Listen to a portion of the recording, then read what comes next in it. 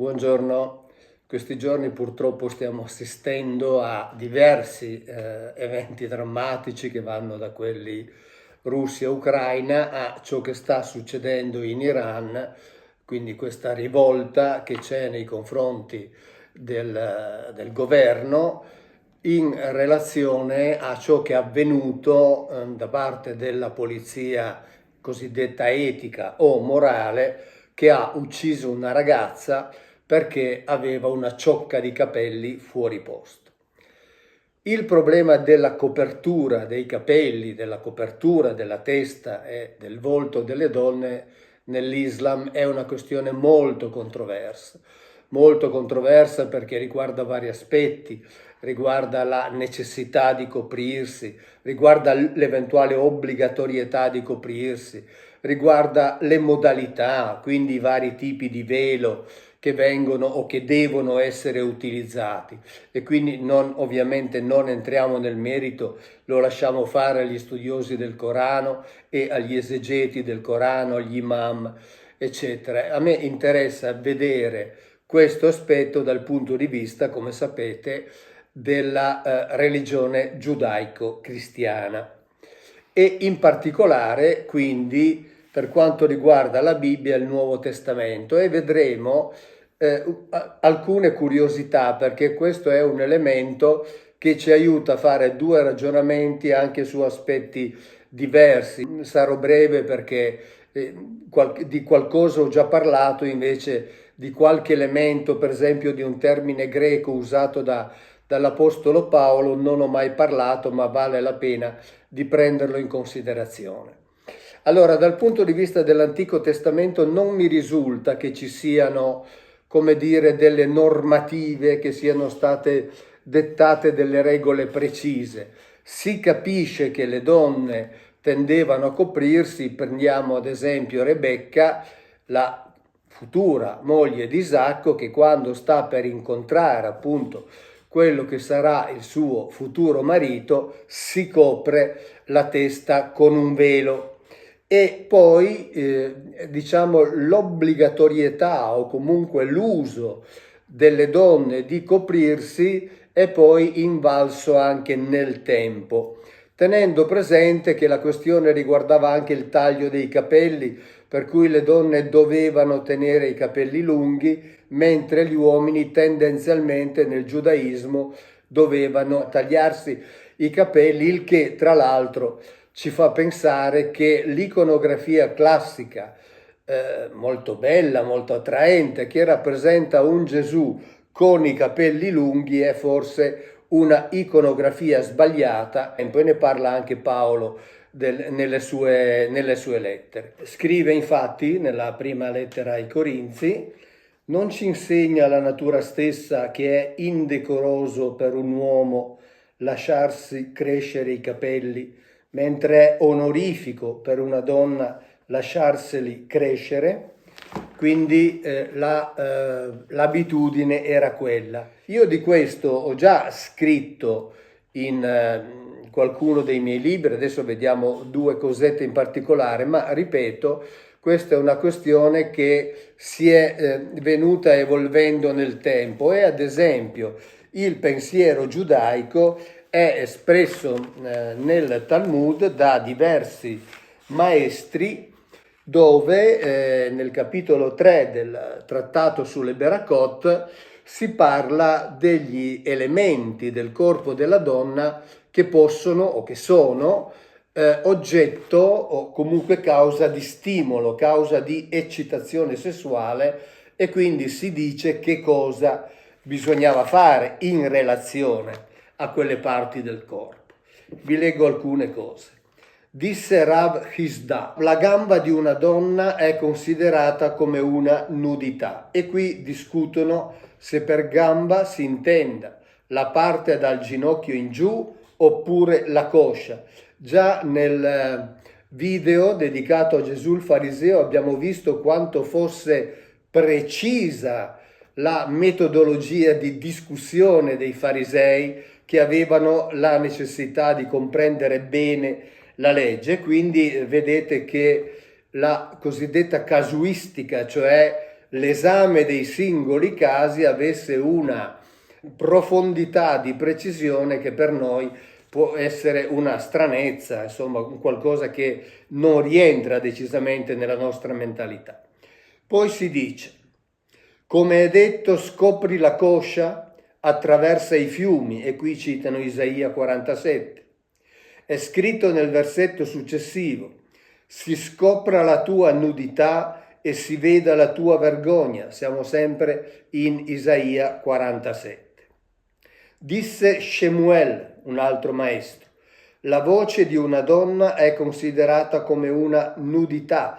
Attenzione, qui quando si dice voce di una donna si intende una donna che canta, quindi non bisognava sentire una donna cantare.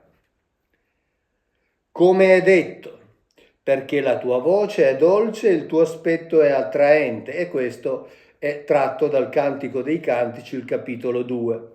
E infine veniamo ai capelli, disse Rav Sheshet, i capelli di una donna sono considerati come una nudità, come è detto, i tuoi capelli sono come un gregge di capre, e anche qui cita il Cantico dei Cantici del capitolo 4. E quindi andiamo a vederlo un attimo, perché il Cantico dei Cantici nel capitolo 4 rappresenta appunto anche qui un elenco degli elementi della donna che potevano essere motivo di eccitazione sessuale. Permettetemi di leggere dal testo che ho tradotto direttamente, letteralmente, per conto delle edizioni San Paolo.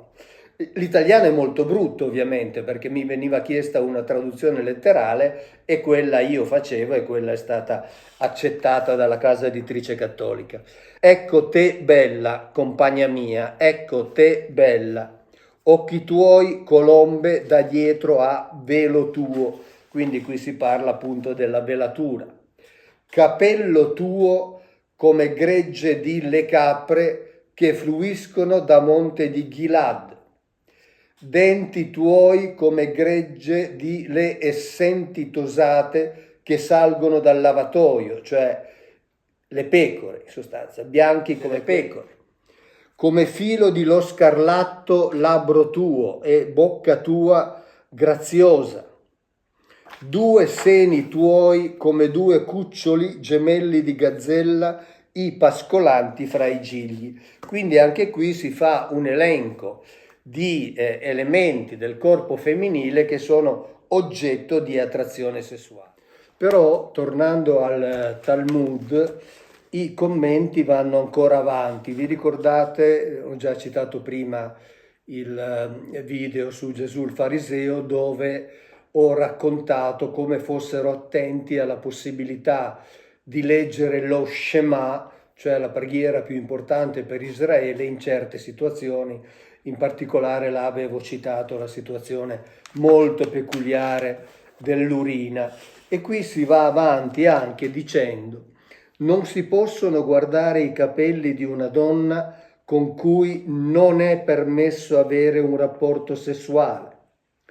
Non si può recitare lo Shema se si possono vedere i capelli della propria moglie o di un'altra donna sposata, anche se non li si stanno guardando.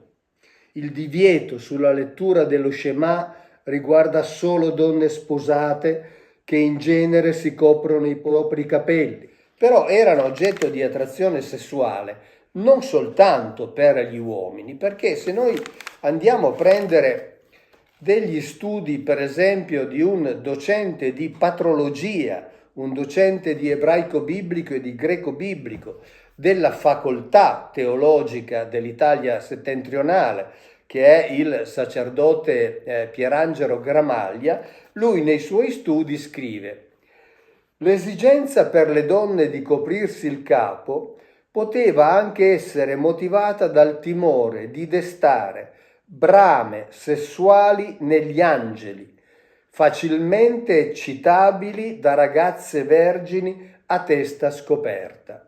E qui parla delle donne che partecipavano alle assemblee.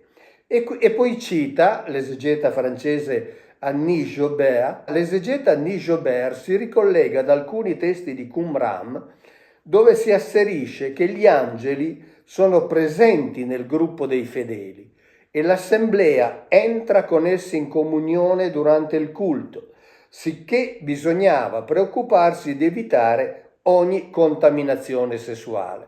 E tutto questo è scritto nella edizione del De Virginibus Velandis di Tertulliano, curata appunto da Don Pierangelo Gramaglia per le edizioni Borla.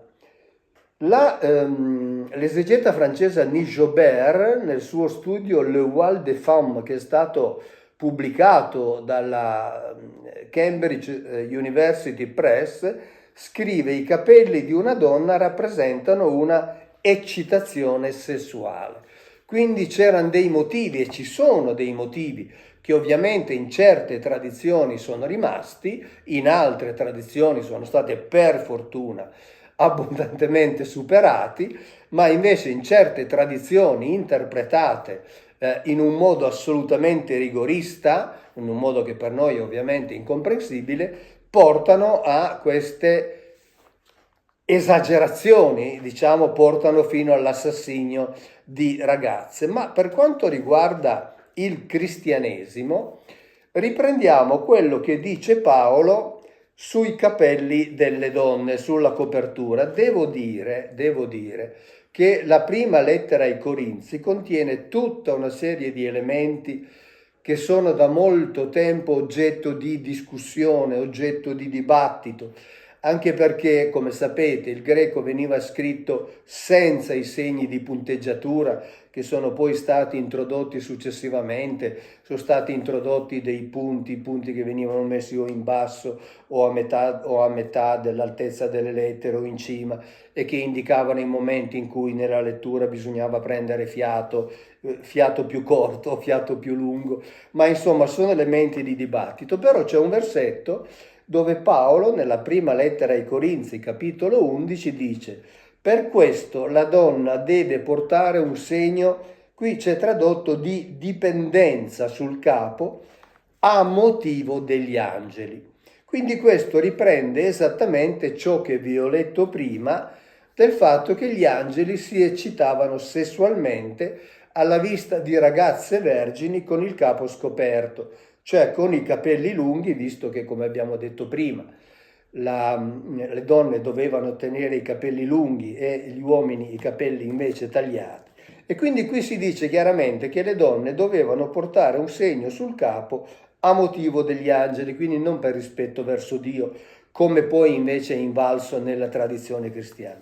Ma la cosa curiosa è che il termine dipendenza, un segno di dipendenza sul capo, in greco è indicato dalla parola che non indica dipendenza, ma dalla parola exousian, che se noi andiamo a prendere nei dizionari e lo leggiamo direttamente, exousia significa facoltà, licenza, libertà, arbitrio, permesso.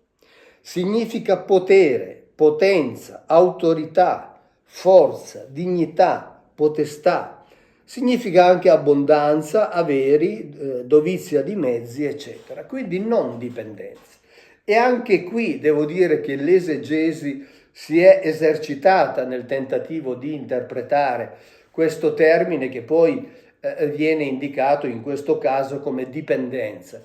In realtà, se i capelli della donna erano così potenti, allora questo termine usato da Paolo, exousia, potrebbe stare ad indicare che i capelli della donna, soprattutto i capelli lunghi, rappresentavano una potenza, rappresentavano una forza, e, come abbiamo letto prima, scritto dal professore di patrologia e di ebraico biblico della facoltà teologica dell'Italia settentrionale, erano una forza talmente potente da eccitare gli angeli e quindi da rendere necessario di essere coperta questa forza da un velo, onde evitare di avere delle conseguenze non piacevoli. A onor del vero va detto che nella traduzione di exousian, mentre qui nella traduzione tradizionale c'è scritto un segno di dipendenza, qui invece nella traduzione interlineare letterale dal greco il termine exousian viene tradotto con potestà, esattamente come abbiamo letto nel dizionario poco prima.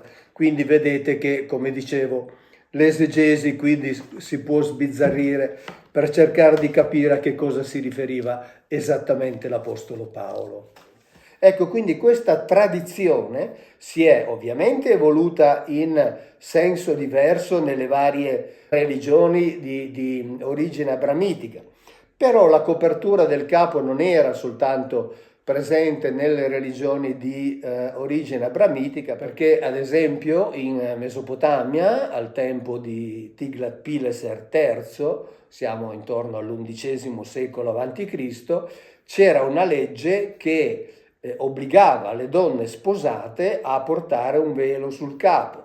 Forse il motivo era sempre lo stesso, anche se per certi altri aspetti, anche per gli uomini, il portare una copertura o un velo rappresentava talvolta l'appartenenza ad un ceto elevato, cioè l'appartenenza ad una classe sociale potente. Quindi, tornando al cristianesimo, per quanto riguarda ciò che dice Paolo, questo termine exousia potrebbe rimandare a chiavi di lettura diverse da quelle alle quali siamo abituati, non segno di dipendenza, ma un segno di forza, cioè un segno necessario per coprire la forza eccitante di questi capelli, eccitante al punto che abbiamo visto poteva addirittura eccitare gli angeli, e quindi mi viene da dire che quando si usa quell'espressione parlare del sesso degli angeli per dire che si sta parlando del nulla, in realtà forse si sta parlando di un qualcosa di